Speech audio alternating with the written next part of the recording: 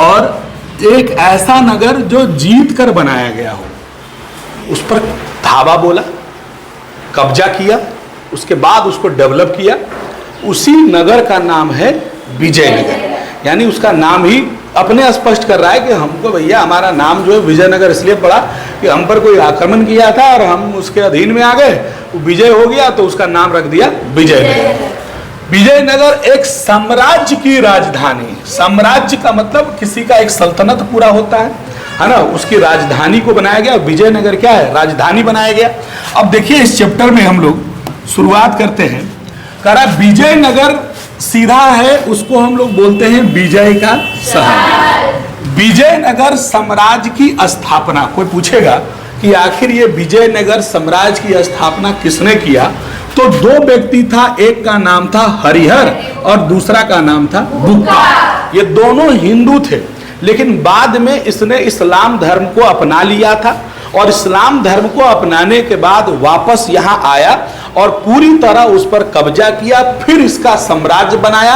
हालांकि फिर वो संत के अधीन में आया, संत के नीचे आ गया या संत के प्रभाव में आ गया। संत ने फिर इसको वापस हिंदू बनने के लिए बोला और वापस फिर ये क्या बन गया? हिंदू बन गया। तो विजयनगर साम्राज्य की स्थापना अगर पूछेगा तो दो भाइयों ने मिलकर किया, जिसका नाम था हरिहर और बुक्का, जो किया था सन 1336 ईस्वी में। क्लियर हो गया?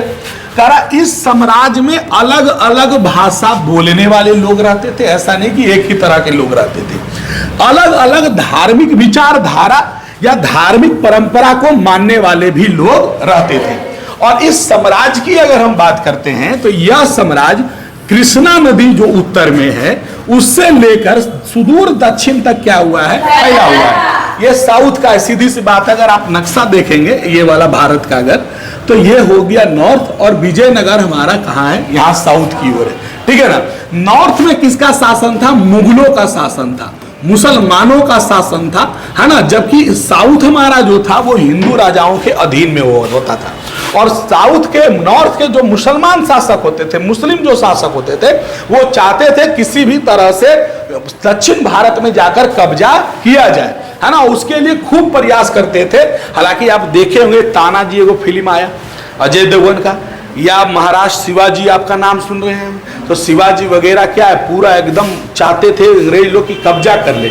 लेकिन कब्जा पूरी तरीके से हुआ, लेकिन उतना बढ़िया तरीका से भी नहीं कर सकते हैं, क्योंकि शिवाजी और कई ऐसे जो राजा थे वो अपने डटे हुए रहे और उन लोगों को लोहा देते रहे। करा 1565 ईस्वी में इस पर आक्रमण किया गया। आक्रमण करने के बाद फिर उसको क्या किया गया? लूटा गया, है ना। इसके बाद ये शहर फिर से क्या हो गया? उजड़ गया। बना 1336, है ना। और 1336 के बाद कुछ दिनों तक ये ठीक ठाक रहा, लेकिन दोबारा इस पर किसी ने क्या कर दिया? आक्रमण कर दिया। आक्रमण जब कर दिया तो इसको बुरी तरीके से लूट लिया, बर्बाद कर दिया एकदम। इतना बर्बाद कर दिया कि 17वीं 18वीं शताब्दी तक ये जो विजयनगर था ये पूरी तरह क्या हो गया? नष्ट हो गया, समाप्त हो गया पूरी तरह। लेकिन फिर भी कृष्णा और तुंगभद्रा, दोआब किसको बोलते हैं? जैसे एक नदी यहाँ है और एक नदी यहाँ है, तो ये बीच में जो भूमि बचती है, इस भूमि को हम बोलते हैं दोआब। दो नदियों की बीच की भूमि, सीधा कहो, दो नदियों के बीच की भूमि, इसी को नाम देते हैं दोआब। तो जो हमारा विजयनगर था वो दो नदियों के बीच था, एक कृष्णा और एक तुंगभद्रा, है ना। तुंगभद्रा क्षेत्र के निवासियों के यादों में ये क्या रहा? जीवित रहा। समाप्त होने का तो हो गया, पूरी तरह से चौपट हो गया हमारा विजयनगर, लेकिन फिर भी लोग उसको अपने मन में, दिल में याद रखे रहे कि नहीं हो, हमारा कितना बढ़िया साम्राज्य था। जैसे आपका कोई जमीन होता होगा रोड पर, अब बिक जाए तो नहीं कहते हमारे जमीनिया वाले बिक गए ना।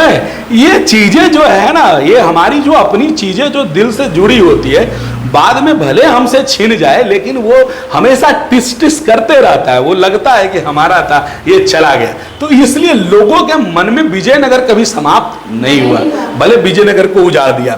हालांकि इसका नाम रखा, इसने एक नया नाम दिया जिसका नाम क्या है? हम्पी। हम्पी भी विजयनगर का ही नाम है, हम्पी उस राजधानी का भी नाम है। हम्पी का नाम क्यों पड़ा ये जानिएगा। हम्पी एक्चुअली में यहाँ की एक देवी थी, जैसे मातृ देवी, जैसे पटना का वो देवी है पटन देवी, नाम सुने हो, तो वैसे ही अलग अलग जगह हर कोई का देवी देवता का रूप है। हमारे गांव में भी फलाना देवी है तो ये देवी है, वो देवी है, कितना देवी है, शीतला मैया है तो ये है, बहुत प्रकार की देवी होती है। तो उसकी देवी का नाम था पंपा देवी, इसी के नाम से मिलता जुलता उसका नाम रख दिया, क्या चीज, हम्पी। कुछ देखो अब कहोगे सर कैसे बैठाया यार, उस समय कैसे बैठाया, अब कौआ पुलिस का नाम का है, पर आपको अगर जोगा चक्का, पागल हो जाएंगे ना घर में, अरे यार नाम रखा गया, तुम्हारा नाम सोनी रखा गया, उसका नाम सोनी का है रखा है, अब ये पागल दिमाग हो जाएगा ना, अरे उसको वही अच्छा लगा रख दिया, जिसको जो समझ में आया वो रख दिया। अब कहेगा सोनी हमारा नाम प्रेम का है, प्रेम रखा हो, पागल वगैरह नहीं होना है। तुम सीधा सोचो कि हमरे नाम रखने में अगर सोनी की जगह शहजादा हो जाता, सोनी की जगह सोनी खातून हो जाता तो हो जाता। जे लिखा गया से एक बार लिखा गया बउआ, और हम ढेर दिमाग लगाने की आवश्यकता नहीं है। हाँ, कुछ कुछ जगहों का नाम जो उसके कार्यों के आधार पर, उसकी विशेषताओं के आधार पर रखा जाता है तो वो माना जाता है, पता रहता है। लेकिन बहुत सारा नाम, जैसे सलैया एगो नाम हो, बलुआ नाम हो, तो बलुआ में बालू ढेर मिलो, बालू नसीब नहीं लगो है, अब बलुआ नाम रख ले, नदिया हो, जब नदिया हो जा पर पोखर ठीक बोल लो, रखिए नदी नहीं पोखर है। भोरम बाग में मिलो है बालू जी में नहीं हो, तो अगर रख दल के भोरम बाग, भोर हो लो तो भाग, वो है भोरम बाग, भोर उठो है सब जंगल, देखिए काहे रखा है वो बता देते हैं। हमारा अपना है कि जंगल है पूरा, जंगल तो रात में रहेगा, भाग जाएगा ना भोरे भोरे, तो भोरे उठता है भाग जाता है। चलिए मजा आ गया। तो इसका जो हम्पी का नाम रखा गया, वो नाम किस पर रखा गया, पंपा देवी। और पंपा देवी वहां की कौन है, मातृ देवी है, वहां की लोकल देवी जिसको मान्यता है वो है। जब यह पूरी तरह नष्ट हो गया, पूरी तरह समाप्त हो गया, तो विद्वानों ने इसके बारे में सर्च किया। कहीं कहीं पढ़ा होगा विजयनगर, भाई विजयनगर क्या है, क्या था नहीं था, तो विजयनगर के बारे में विद्वानों ने इसकी खोज की, और खोज करने में मौखिक परंपरा को अपनाया। मौखिक परंपरा क्या है, जैसे कोई एक बूढ़ा व्यक्ति से मिला तो इससे पूछा कोया क्या था विजयनगर, तू बताए ऐसे ऐसे ऐसे ऐसे था। जैसे तुम्हारे गांव के बारे में बूढ़ा आदमी पूछो, अरे पहले जा पीपल के वो गाछ है, एगो मंदिर है, इससे वो रास्ता जहाँ ले खत्म हो गए। तो मौखिक है, उसके पास लिखा हुआ नहीं है, मौखिक। तो पुराने लोगों के पास से जितना जानकारी इकट्ठा कर सकता था उन लोगों ने किया मौखिक परंपरा से। फिर उसने पुरातत्विक खोज की, है ना, स्थापत्य के नमूने लिए, बनावट कैसा उस समय का बिल्डिंग क्या था नहीं था, कहीं खुदाई किया मिला तो उसके नमूने इकट्ठा किए। अभिलेख मिला, अभिलेख का अर्थ बता चुके हैं। अभिलेख का अर्थ क्या होता है, अभिलेख किसे कहा जाता है, जो पत्रों या किसी धातु पर कठोर सामग्री। सीधे से एक लाइन पर अगर हम बोले अभिलेख समझने के लिए, रास्ता जाते हो, रोड बनता है तो वो चौखुट नियर साटल रहता है, माननीय विधायक जी, माननीय सांसद जी के द्वारा कर कमलों के द्वारा उद्घाटन, वो काला नियर सिलेट चिपका हुआ रहता है। तो वही क्या है, पत्थरों पर लिखा हुआ है, जानकारी का एक छोटा सा माने क्या है तरीका है, वो उसको कह सकते हो। उससे जानकारी मिला कि ये रोड यहाँ से यहाँ तक बना है, इसमें इतना इतना पैसा लगा है, और ये विधायक फंड से आया है, ये सांसद फंड से आया है, मुखिया फंड से आया है, ये दिया हुआ रहता है। तो जानकारी मिलता नहीं मिलता है, इसी टाइप को कहते हैं अभिलेख, जो पहले भी होता था। पहले भी पत्थरों पर, तामपत्रों पर, अलग अलग चीजों पर लिखते थे, तो उससे भी जानकारी लिया और बहुत सारे दस्तावेज, कागज उगज इधर उधर से इकट्ठा किया और विजयनगर के बारे में जानकारी इकट्ठा करना शुरू किया। विजयनगर के बारे में कह रहा है कि हम्पी के भग्नावशेष, भग्नावशेष को बोलते हैं खंडहर। क्या बोलते हैं जी, भग्नावशेष को क्या बोलते हैं, खंडहर, है ना। देखिएगा, तो हम्पी कौन है, विजयनगर। तो विजयनगर जब ध्वस्त हो गया, पूरी तरह समाप्त हो गया, तो उसका जो भग्नावशेष था, भग्नावशेष मतलब टूटा फूटा पार्ट, 1800 ईस्वी में एक अभियंता था। अभियंता के साथ साथ वो पुराने चीजों का बहुत बड़ा जानकार था, कर्नल कोलिन मैकेंजी, है ना। वो जो था इस मामले को, अगर हम्पी के मामले को सबसे पहले किसी ने पता लगाया, जो विजयनगर लूट गया था, उस विजयनगर के बारे में सबसे पहले किसी ने बताया, तो वो अंग्रेज एक व्यक्ति था, मैकेंजी वो व्यक्ति था। 1800 ईस्वी में वो यहां पर पता चला। और वो पूछेगा मैकेंजी क्या था, तो अभियंता यानी एक क्या था, इंजीनियर था। इंजीनियर को हिंदी में, अंग्रेजी में, हिंदी में अभियंता कहते हैं। ऐसे तुम्हारा पुरातत्वविदा जो पुरातत्व जानकारी होता है, वो खुदाई से रिलेटेड, इतिहास से रिलेटेड जो जानकार होता है उसको कहते हैं। तो ये सबसे पहले मैटर कौन लाया, यही लाया। मैकेंजी उस समय ईस्ट इंडिया कंपनी में क्या करता था, काम करता था। 1600 ईस्वी में हमारे यहाँ ईस्ट इंडिया कंपनी की स्थापना हुई, और उस समय वो आया अपना 1800 आया होगा, 1780-90 जब भी आया तो 1800 में पता लगाया। मैकेंजी ने इस क्षेत्र का पहला सर्वेक्षण मानचित्र भी बनाया। यहां से भी एक ऑब्जेक्टिव निकलेगा कि सबसे पहला विजयनगर और हम्पी का कोई अगर मानचित्र बनाया सर्वेक्षण करने के लिए, तो उस व्यक्ति का नाम क्या था, मैकेंजी। इनके द्वारा हासिल की गई जानकारी विरूपाक्ष मंदिर वहां का तथा पंपा देवी का पूजा स्थलों के पुरोहितों के स्मृति पर क्या थी, आधारित थी। यानी इसने जो जानकारी इकट्ठा किया, वो इकट्ठा दो चीजों पर किया। वो गया एक मंदिर, उस मंदिर से कुछ जानकारी इकट्ठा किया, प्लस जो पंपा देवी के पूजा स्थल के पुरोहित यानी पंडित जी थे, उन लोगों से मिला और उन लोगों से पूरी जानकारी को क्या किया, इकट्ठा किया। इकट्ठा करने के बाद उसने एक रिपोर्ट अपना तैयार किया कि भैया ऐसा ऐसा विजयनगर था, ऐसा ऐसा था। उसके बाद उसने तैयार किया। 1856 में छाया चित्रकार के यहाँ भवनों के चित्र संकलित करने भी क्या कर दिए, आरंभ कर दिए, यानी चित्रों को भी संजोना शुरू कर दिया। शोधकर्ताओं ने इन चित्रों का अध्ययन किया। 1836 में अभिलेखकर्ताओं को यहां से हम्पी के अन्य मंदिरों से कई दर्जन अभिलेख क्या किए, इकट्ठा किए। क्यों इकट्ठा किया, क्योंकि उसको विजयनगर के बारे में पूरी जानकारी इकट्ठा करना था। आखिर ये जो यहाँ पर मिला हमको विजयनगर का कुछ टूटा फूटा घर द्वार, आखिर ये था क्या, इसका इतिहास क्या था। देखो उसमें जाने से कोई फायदा है नहीं, लेकिन हमारा ये दायित्व बनता है कि हम अपने बारे में जाने, हम अपने देश के बारे में समझे। बहुत कुछ सीखने को भी मिलता है, समझने को मिलता है। बाकी विजयनगर खोज लेने से कोई इसको कुछ मैंने ये बहुत बड़ा चीज नहीं हो गया, लेकिन विजयनगर एक साथ हमारे यहाँ राज्य था, ये बड़ी बात है। उस समय कौन राजा था, क्या होता था, क्या पद्धति थी, ये जानना भी बहुत क्या था, जरूरी था। इसलिए अलग अलग जगह से सारे दस्तावेजों को इकट्ठा करना क्या कर दिया, शुरू कर दिया। उसके बाद कह रहा है प्रयास में इन स्रोतों का विदेशी यात्री, जो उस जमाने में विदेशी यात्री आए थे 1300 के आसपास में, है ना, आपका नाम हम पढ़ाए थे। वो बुक कौन आया था यात्री में, नहीं रे, इब्न बतूता आया, अल-बुरूनी आया, फ्रांसवा बर्नियर, ऐसे करके बहुत सारे लोग आए हमारे यहाँ, नहीं तो उन लोग भी आता था तो किताब लिखता था। तो उस जमाने में जो उस साल आया होगा, 2-4 किताब उसका खोजा, पता लगाया कौन कौन आया भाई, उसका किताब ढूंढो कौन कौन किताब है ना। वृत्तांत तो तेलुगु, कन्नड़, तमिल या यहाँ के संस्कृत में भी लिखा हुआ जो साहित्य था, उससे क्या किया, मिलान किया। यानी विदेशी यात्रियों ने जो लिखा और जो हमारे देश में लिखा हुआ था, दोनों को मिलाया, और दोनों को मिलाने के बाद देखा कुछ कुछ चीज मिल रहा है, इसका मतलब बात क्या है, सही है। तब जाकर उसने अपना एक रिपोर्ट तैयार किया, विजयनगर के बारे में बताना शुरू किया।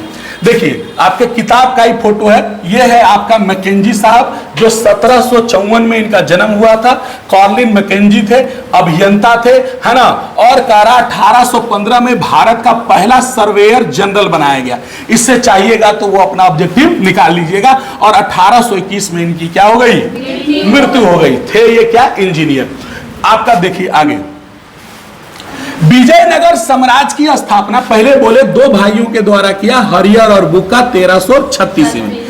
विजयनगर साम्राज्य के शासकों को अपने समकालीन राजाओं जैसे दक्कन का क्या, सुल्तान, उड़ीसा का गजपति शासक, इससे हमेशा लड़ाई चलते रहता था। और पहले ऐसे भी तुम्हारा है कि एक राज दूसरे राज पर आक्रमण करते रहता था, ये राज इस पर आक्रमण कर रहा है, ये इस पर कर रहा है।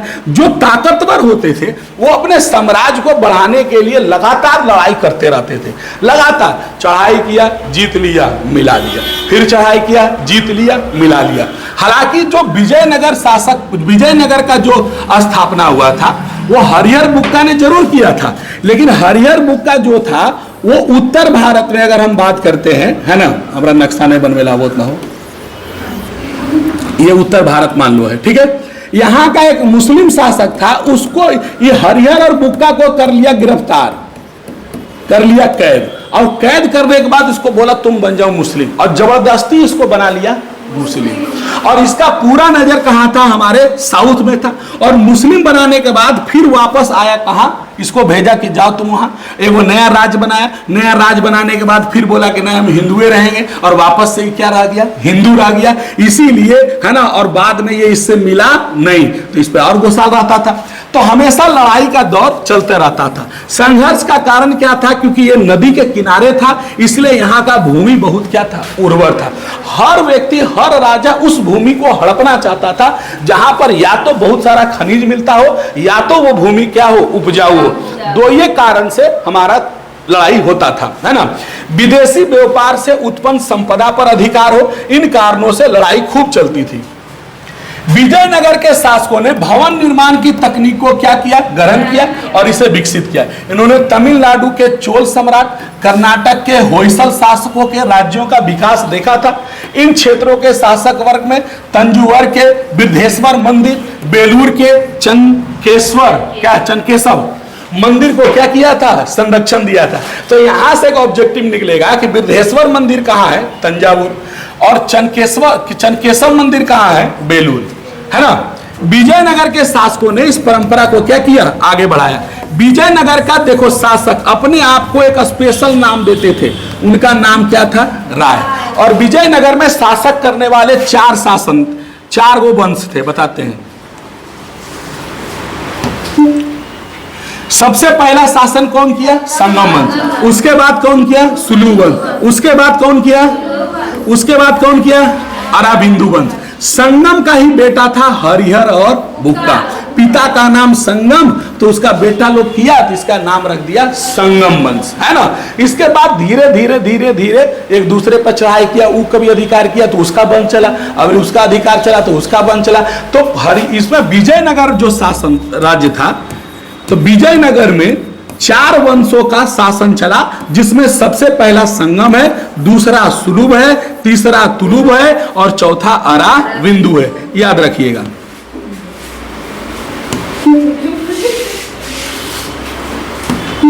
और विजयनगर के शासक अपने को क्या कहते थे? राय। कहेगा राय टाइटल लगाते थे। राय, कृष्णदेव राय नाम सुने होंगे। अंतिम में टाइटल क्या लगाते थे? राय। विजयनगर के शासक अपने नाम के साथ जोड़ते थे। अब शासक अपने आप को राय कहलाना पसंद करवाते हैं। जैसे अगर आप तुम देखोगे हमारे समाज में एक जाति है जिसका नाम है कहार, नहीं?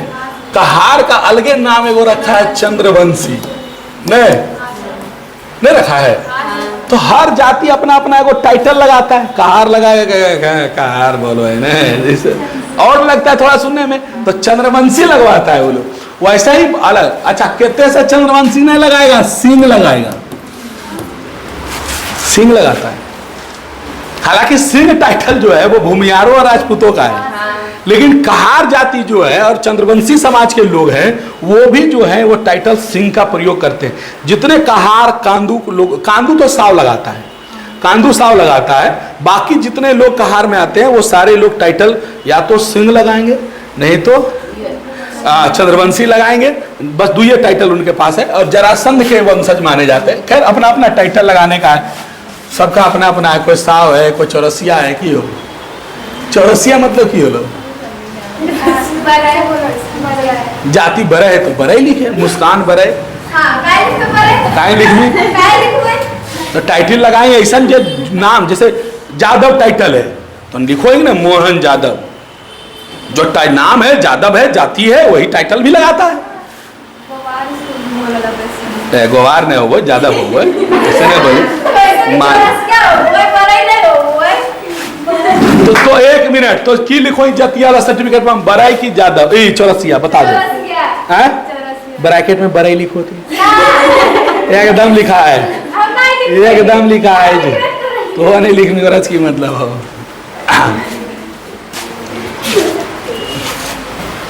चलिए, उस जमाने में जो शासक और व्यापारी होते थे उसके बारे में बता रहा है। इस काल में युद्ध कला हमेशा जो लड़ी जाती थी वो घोड़ों पर निर्भर करती थी। अश्व का मतलब होता है घोड़ा। जिसके पास जितना जानवर वो उतना शक्तिशाली, क्योंकि जमीन पर लड़ पाना सबके लिए बस की बात नहीं होती है। हाथी पर से लड़ेगा तो उच्चन हो गया हो, अब 20 गो 50 गो हाथी ले घुस जाएगा, सब एक ने रौंद देगा वो। इसीलिए जितना ज्यादा जानवर उतना ज्यादा वो ताकतवर माना जाता था। तो उस जमाने की जो लड़ाई होती थी वो घोड़े पर ज्यादा होती थी। इसीलिए अरब और मध्य एशिया से घोड़ों को क्या किया जाता था, आयात मंगवाया जाता था। तो पूछेगा घोड़े कहां से आयात किए जाते थे, कहां से, अरब और मध्य एशिया से। शुरू में यह व्यापार अरब के व्यापारियों के द्वारा ही किया जाता था, लेकिन फिर स्थानीय समूह का नाम है कुदरई चट्टी, उसको कहते हैं घोड़ों के व्यापारी। सवाल उठेगा कुदरई चट्टी का अर्थ क्या होता है? जो व्यक्ति घोड़े का व्यापार करता है उसका एक समूह होता है, एक ग्रुप होता है, उस ग्रुप का नाम कुदरई क्या है, चट्टी है ना। कुदरई चट्टी भी अब जो है वो स्थानीय लोग थे, ये विदेशी लोग नहीं थे, स्थानीय लोग थे जो घोड़े को लाते थे और लोकल लोगों को देते थे, राजा महाराजा को लाकर बेच देते थे, है ना। और वो इस काम में क्या करते थे, भाग लेते थे।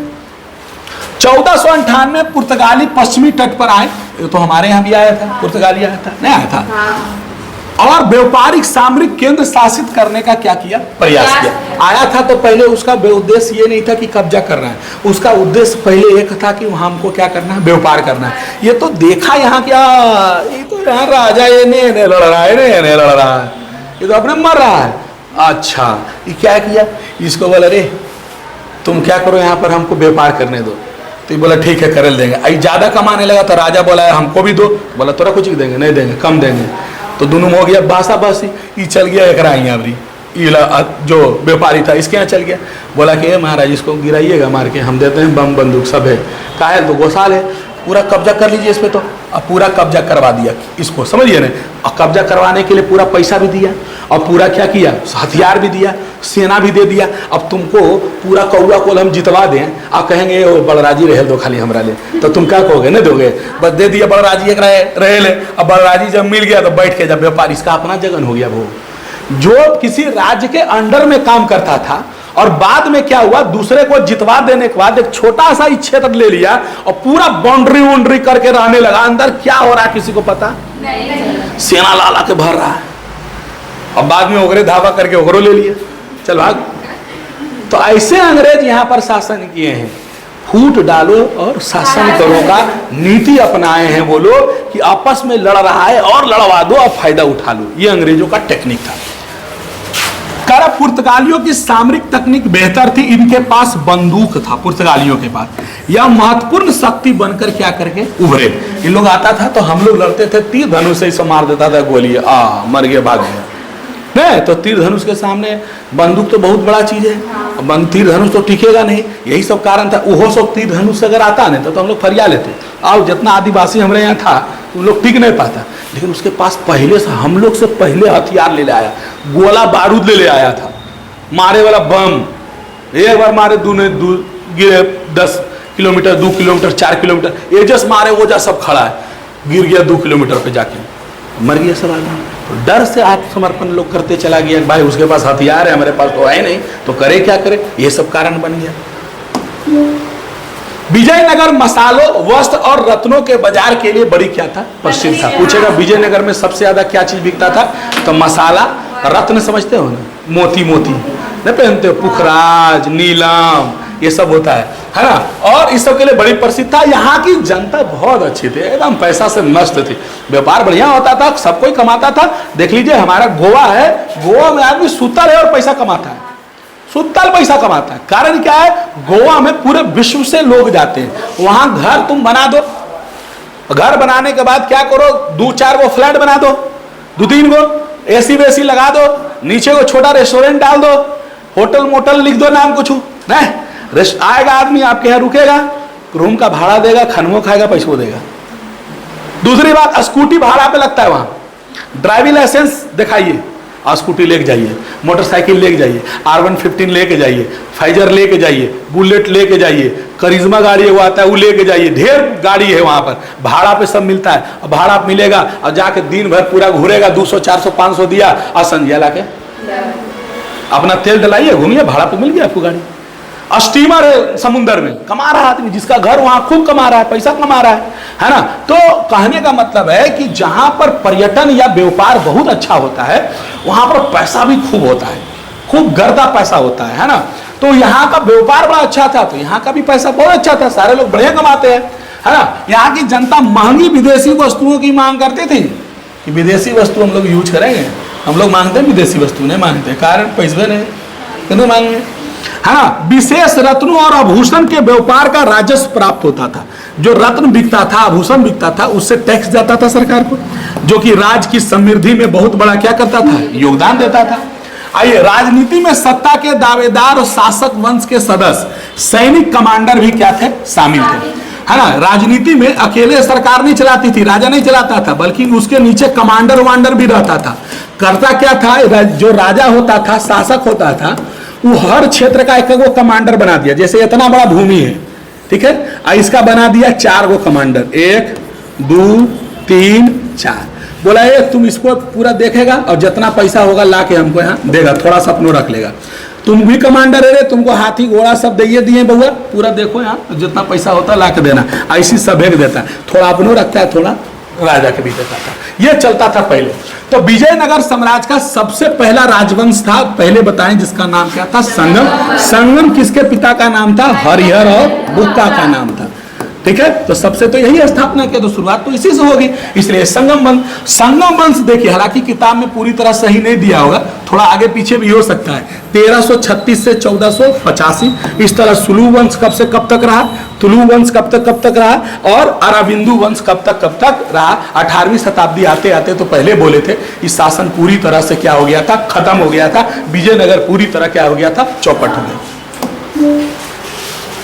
पहले राजवंश संगम वंश को सुलू ने क्या किया, उखाड़ फेंका।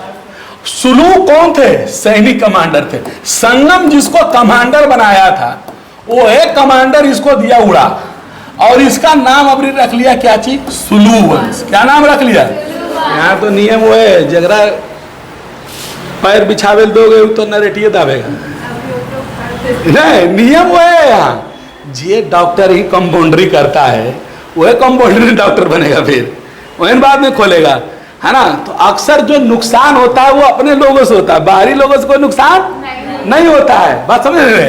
तो वही कह रहा है, तो संगम वंश जो था, इसको कबाड़ के कौन फेंका, सुलू वंश है। और सुलू कौन था, सैनिक कमांडर था। अब तुलू ने ये इसको कबाड़ के फेंक दिया, बोला तुम लोग जाओ भाई, हटो यहाँ से। कृष्णदेव राय तुलु वंश से संबंधित रखते थे। यह विजयनगर साम्राज्य के सबसे प्रतापी राजा थे। सबसे प्रतापी राजा विजयनगर का किसी का नाम आया तो उस व्यक्ति का नाम था कृष्णदेव राय। इसकी कहानियां भी सुनते होगे, नहीं तुम लोग पढ़े हुए चंपक नंदन, ये सब बड़ी कहानियां आती थी कृष्णदेव राय की, है ना। आए वो पढ़े वो कृष्णदेव राय, 8वां कहानियां था वो, नहीं था वो राजा वर्मा, राजा कृष्ण, नहीं वो कहानी था कुछ ये वाला खीर वाला, वो नहीं, वो बोला कि हम सपना देख रहे थे, कहानी नहीं सुने वो, एक उस कहानी 8वां नहीं पढ़े अंग्रेजी, इसीलिए वो कहानी था राजा कृष्णदेव का राय का ही टाइम की उसका शायद कहानी थी। उसमें था कि वो आदमी था, सभ्य को मूर्ख बनते रहता था, टोटल गोपाल उसका नाम था, सबको मूर्ख। असली चित्र सुनो बता रहे, सबके मूर्ख बनते रहता था। तो सब सैनिक जाके बोला, ये महाराज ऐसा ना दरबारी आप रख लें, आदमी रख लें, ये सबके बुड़वक बनते रहता है, कुछ बोलते हैं उड़वक उल्टे बुड़वक बना देता है। बोला अच्छा रुको, आज हम उसको बुड़वक बनाते हैं। आया, बोला ये हो, बोला हाँ बोलिए। तो सपना देखे रात में। बोला क्या देखे महाराज? अरे यार हम देखे सपना कि मतलब बड़ा अजीब सपना देखे, बोलने में अच्छा नहीं लग रहा। बोले बताइए क्या देखे? बोले हम देखे नहीं कि हम दोनों रात में टहल रहे हैं और जा रहे हैं, खूब दूर जब गए ने तो 2 तालाब मिला। तो 2 तालाब मिला तो बोला तब, बोला वो खीर का तालाब था, वो गोबर का तालाब था। बोला हम अचानक गिर गए खीर वाला तालाब में, और तुम गिर गए क्या चीज में? गोबर वाला तालाब में। तो गोबर किसी आदमी को लग जाए कैसा लगेगा? तो मन ही मन सब दरबारी हंसने लगा, ओ आज बुढ़वा बन गया।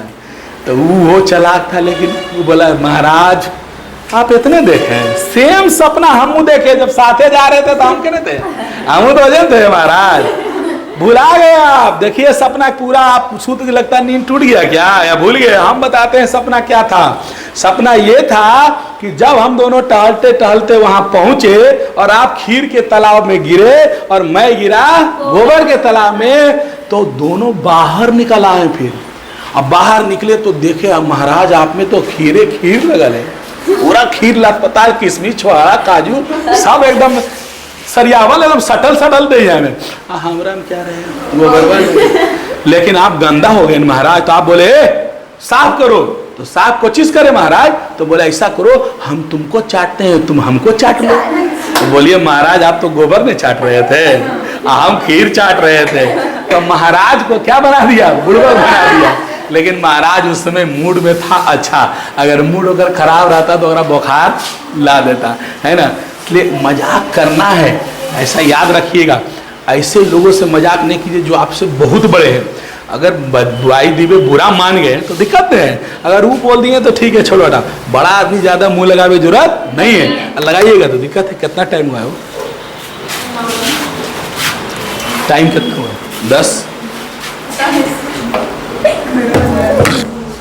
10-15 हो गए, बहुत हो गए। 16 पन्ना पढ़ा दे रही हो। हाँ कल पढ़े वो।